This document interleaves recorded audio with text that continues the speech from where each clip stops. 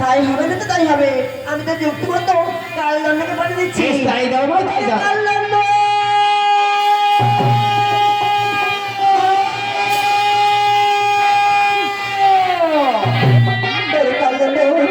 তাকে দেখো তাকে দেখ সরকারি পর্বতগুলো হাত বসাতে পারে ওরা লোকায় নিষ্ঠা করে করছে যা কাল দণ্ড যা বিকাশের ঘরে প্রবেশ করে এই লোকের